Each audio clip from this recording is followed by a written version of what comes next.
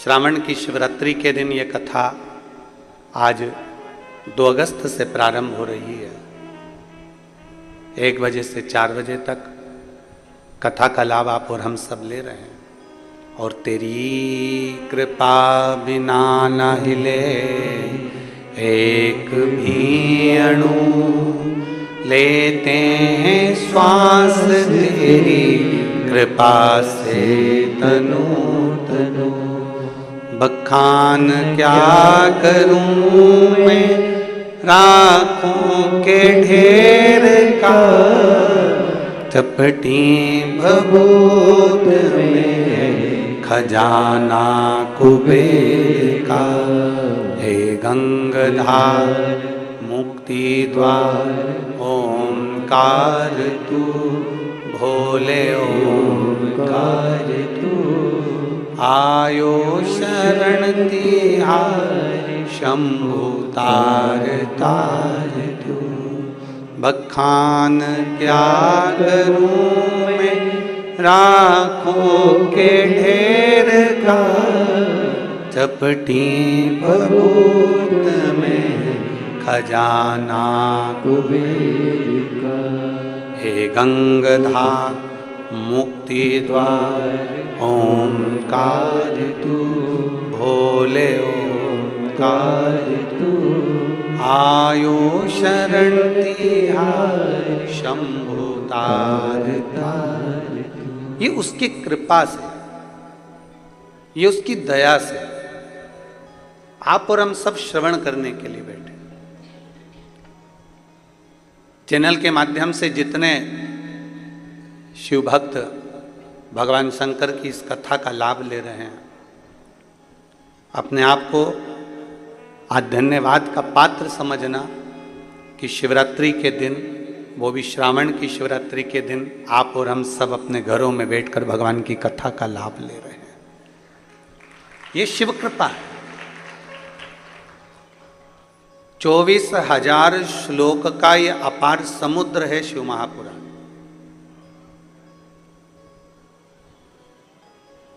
और 24,000 श्लोक के अपार समुद्र में से एक कोई मोती हम अगर उसमें से पकड़ लें,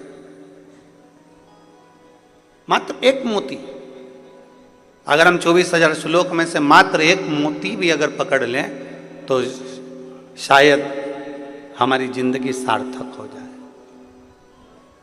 हमारा जीवन सार्थक हो जाए। पहले तो आप जितने बैठे हो ना, अपने घर जाके नजर उतरवा लेना, कहीं कोई ना कोई पुण्य तो तुम लोगों ने गजब का किया होगा, ये पक्का है। कोई ना कोई पुण्य गजब का किया होगा, जो सावन की शिवरात्रि के दिन आप और हम सब बैठकर कथा का रसपान कर रहे हैं।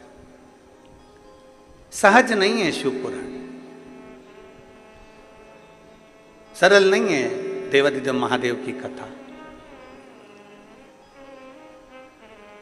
कितना सुंदर भगवान शंकर से माता सती ने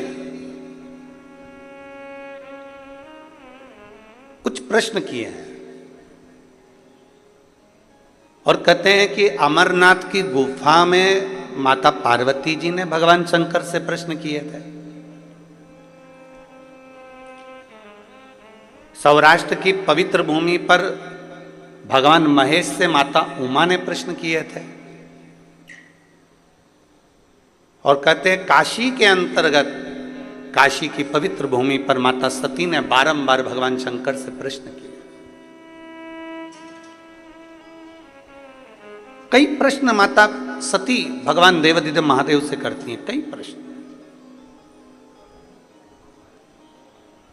और उसी में एक प्रश्न माता सती ने भगवान शंकर से किया है। और वो प्रश्न, ये जितने शिव भक्त यहाँ बैठे हुए हैं और जितने आस्था चैनल के माध्यम से और फेसबुक यूट्यूब के माध्यम से अपने घरों में बैठकर श्रवण कर रहे हैं, उनको भी इस प्रश्न का उत्तर ज्ञात होना चाहिए।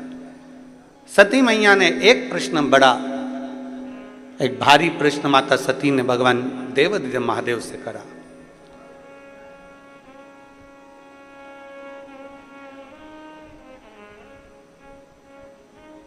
कौटी कौटी बार बार जन्म, बार बार मृत्यु संसार सागर में मानव की होती है।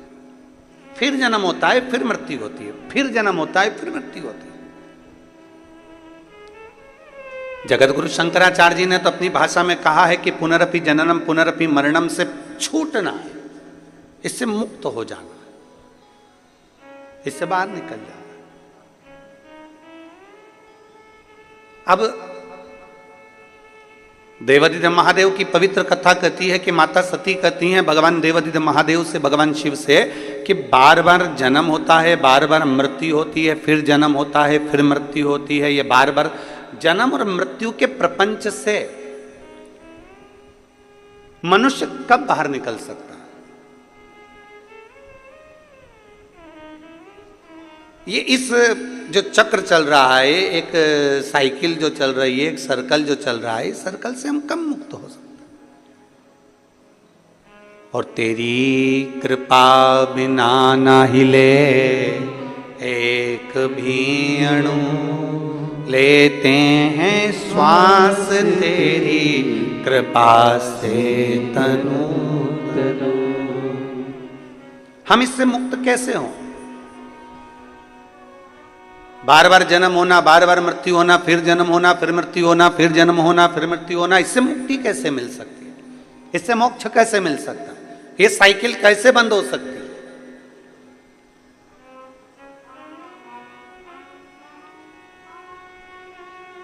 कैसे मुक्त हुआ जाए? हम और आप जब संसार में जन्म लेते हैं तो जन्म लेने के बाद में अपना कर्म पूरा कर कर फिर चले जाते हैं। अब हमको नहीं मालूम कि हम आएंगे कि नहीं आएंगे।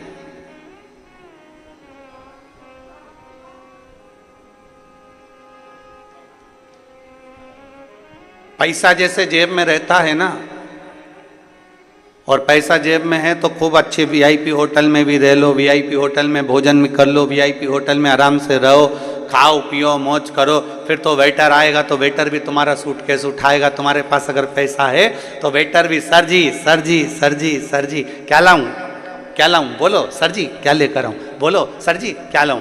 वेटर भी आपकी हाल हजूर करेगा। और जैसे ही जेब में से पैसा गया,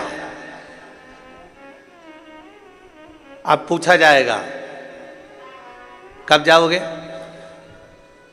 वापिस कब पहुंचोगे। पैसा गया तो पूछना चालू हो गया।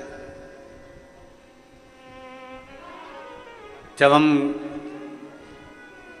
कल भिलाई से निकले तो हम हाले कोसा गए, और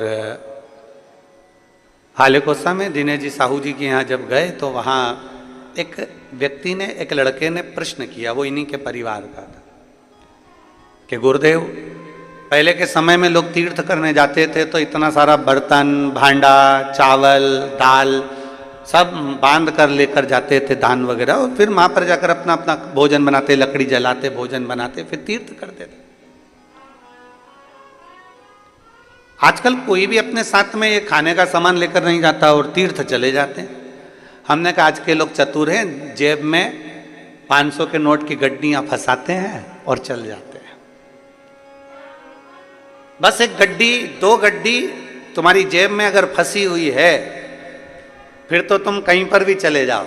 जी सर होटल रूम खोलो, जी सर वीआईपी दर्शन, जी सर अभी आइए, बस अंदर अभी दर्शन कराता हूँ, अभी जल चढ़वाता हूँ, अभी तुमको प्रणाम करवाता हूँ, जी सर लो। फिर तो तुम्हारे पास में अगर 500 की नोट की गड्डी बस फंसी हुई है तो जी सर लो, अभी मैं तुम्हारे गले में माला भी पहनाता हूँ, सर मैं आपको अभी भगवान से दर्शन कराता हूँ, सर मैं अभी आपको उनसे मिलवाता हूँ, सर मैं अभी ऐसा करवाता हूँ। बस 500 के नोट की गड्डी तुम्हारे जेब में है तो तुम मंदिर में दर्शन भी वीआईपी कर लोगे, ठहर भी जाओगे, होटल में भी पहुंच जाओगे, भोजन भी कर लोगे, अच्छे से घूम भी लोगे, फिर भी लोगे। तुम्हारे को ना चावल ले जाना है, ना दाल ले जाना है, ना बर्तन ले जाना है, ना भांडा ले जाना है, ना कोई सामग्री ले जाना है। बस अपनी जेब में 2 गड्डी फंसा कर रखो और चल दो, तो तुम्हारी सारी व्यवस्था अच्छी होगी। हम भी उस बच्चे से यही कहे कि अपनी जेब में जैसे 2 गड्डी फंसाना जरूरी है, उसी तरह अपने दिल में शंकर और पार्वती को फंसाना जरूरी है, तो ऊपर भी व्यवस्था अच्छी मिल सकती है। अगर ये दो आपके हृदय में फंस गए, ये दो आपके दिल में आ गए, तो फिर आपकी व्यवस्था ऊपर भी अच्छी है। नीचे तो नीचे जाने दो, ऊपर भी व्यवस्था अच्छी है। और कृपा की ना होती जो आदत तुम्हारी, कृपा की ना होती जो आदत तुम्हारी, तो सुनी लेती अदालत तुम्हारी, गरीबों के दिल में जगह तुम न पाते, तो किस दिल में होती इबादत तुम्हारी, तो किस दिल में होती इबादत तुम्हारी। केवल एक शिव और पार्वती, राम और सीता, कृष्ण और राधा, नारायण और लक्ष्मी मां, ब्रह्मा और ब्रह्माणी, ये दो गड्डी है हमारी, और जिसको आपने दिल में, हृदय में रख लेना। और हृदय में अगर रखा गई तो फिर भगवत भजन का आनंद अपने आप प्राप्त होगा। ये जजमान बने हैं चंद्रशेखर जी पिल्ले, पूर्णिमा जी पिल्ले, श्री अनिल शुक्ला जी, श्रीमती शकुंतला शुक्ला जी, परमेश्वर सिन्हा जी, आशा सिन्हा जी, ये जजमान बने हैं, इन्होंने शायद सोचा भी नहीं होगा। कहाँ खड़े हो जरा, चंद्रशेखर जी खड़े हो, अनिल शुक्ला जी खड़े हो, परमेश्वर सिन्हा जी, इन्हें सोचा भी नहीं होगा कि बाबा कृपा करेगा और सावन के महीने में, और वो भी शिवरात्रि के दिन से करुणा कर देगा, कहीं हमारे पूर्वजों का पुण्य प्रबल हुआ होगा, ये कथा के यजमान पद प्राप्त किए, कहीं उसकी कृपा हुई होगी, बैठिए, कहीं उसकी करुणा हुई होगी, कहीं उसकी दया हुई होगी। एक विश्वास अपने भीतर प्रबल किया। दो गड्डी हमने जेब में फंसा ली है और फिर तीरथ को चल दी है, बस भगवान का नाम हमने हृदय में रख लिया और चल दी।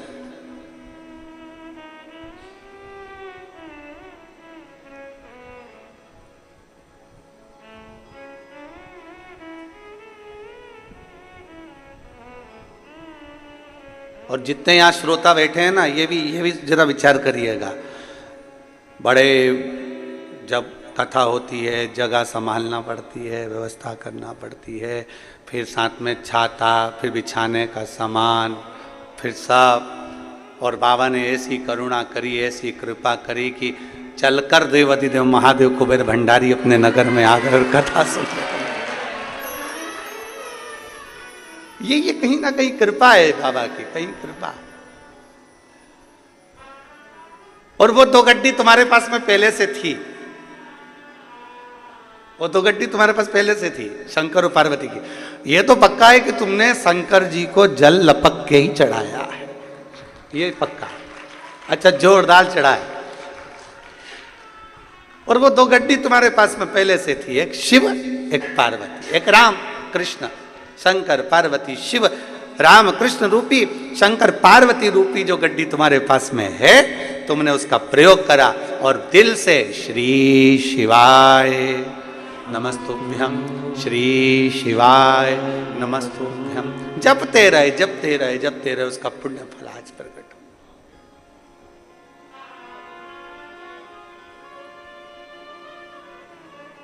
संपूर्ण जीवन का एक आनंद आप और हमको प्राप्त हो।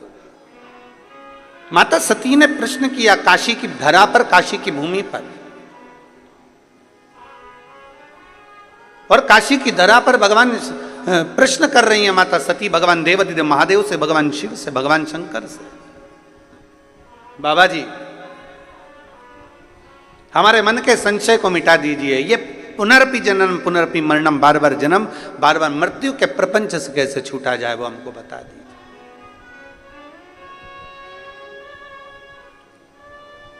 हम कैसे छूटे हैं और भोलेनाथ सुना दो ऐसी कथा जिसे सुनकर मैं भी अमर हो लूं। हे शंभु, है त्रिकालदर्शी, है कैलाशी, है विनाशी, जिसको श्रवण कर मेरे भीतर के संशय मिट जाए, जिसको श्रवण कर मेरे भीतर का संशय चले जाए, ऐसी कथा मेरे जीवन को श्रवण करा दीजिए। मुझे श्रवण करना है ऐसी कथा जो मेरे संशय को मिटा दे, मेरे संशय को समाप्त कर दे। मां भगवान देवाधिदेव महादेव सुन रहे हैं। माता सती बारंबार प्रश्न कर रही हैं, भगवान शंकर से बारंबार प्रश्न किया जा रहा है, बारंबार। और कितना सुंदर बात है, शिव पुराण कहती है यदि हमारा कर्म अच्छा है, यदि हमने श्रेष्ठ कर्म करा है, तो हमको भगवान को ढूंढने की जरूरत नहीं पड़ती, बाबा देवाधिदेव महादेव हमको ढूंढता है।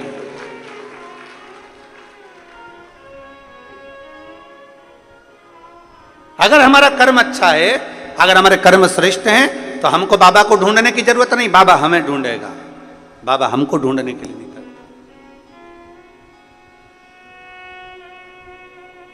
कर्म अच्छा करिए। अभी भिलाई की कथा में हमने एक बात कही थी कि बन सके जिस बच्चे को एजुकेशन की जरूरत है, अच्छी पढ़ाई की जरूरत है, और बच्चा अच्छा पढ़ना चाहता है, तो उस बच्चे को अच्छी पढ़ाई कराइए। किसी को चिकित्सा की जरूरत है और बहुत बीमार व्यक्ति है और उसको चिकित्सा की जरूरत है, तो उसको अच्छी चिकित्सा कराइए।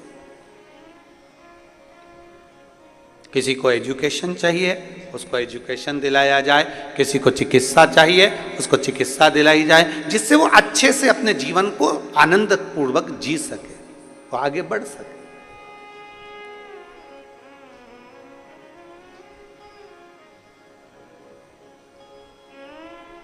किस किसने सुनी थी भिलाई की कथा? हाथ उठाओ जरा। सभी ने सुनी है? रख लो रख लो रख लो। अगर चिकित्सा की जरूरत है तो चिकित्सा मिले, और यदि कहीं शिक्षा की जरूरत है तो शिक्षा मिले, और प्रयास करें कि अच्छी शिक्षा, अच्छी चिकित्सा जनमानस तक पहुंचे।